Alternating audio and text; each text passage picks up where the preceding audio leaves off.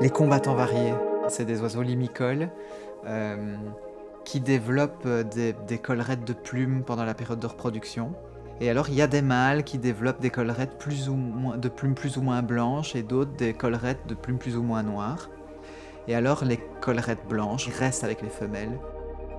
Je dois dire que quand j'ai commencé à transitionner, il y a un truc qui me faisait peur, c'était de sentir en insécurité parmi les autres mâles. Quand j'ai commencé à avoir ces exemples-là de masculinité transgressive, ça m'a donné un peu de courage. Je me suis dit que j'allais être une collerette blanche. C'est un projet politique, le projet queer, dans la mesure où c'est un projet à la fois qui touche à la subjectivité, je dirais pas à l'identité, mais aux subjectivités, et à la fois un projet qui touche à la question de l'accueil de la différence et de l'appétit. C'est pas une question de tolérance du tout, mais de l'appétit pour la différence. Si j'avais été considéré comme normal, j'aurais gagné un temps dingue à ne pas devoir guérir tous les jours de cette guerre incessante, guérir de cette guerre qu'on a déclarée dans ma tête comme un incendie. Dans ma tête, il y a une fête dont j'ai pas le contrôle. À tout moment, elle peut glisser vers la guerre civile et moins que mon trône. Scandale! J'ai pas choisi l'étiquette qu'on m'a collée autour du cou. Scandale!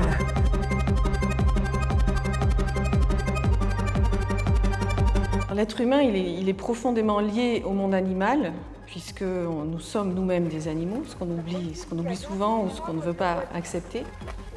Darwin, par exemple, était inscrit dans le monde victorien, donc il n'était pas question qu'il imagine autre chose que la passivité féminine des femelles et que la dureté de la vie des grands mâles dominants, avec l'impérialisme derrière.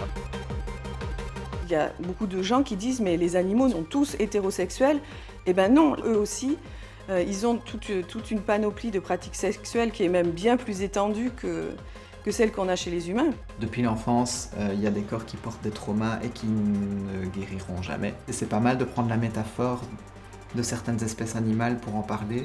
Il y a aussi quelque chose qui est très important dans la biodiversité dont on ne parle pas assez, c'est la diversité comportementale. C'est de là que naît la biodiversité. Fondamentalement, c'est de cette mouvance, de cet esprit queer que possède l'évolution depuis les tout débuts et qu'on continue à voir, y compris chez des espèces très figées comme le sont les vertébrés, c'est-à-dire des espèces un peu comme nous-mêmes.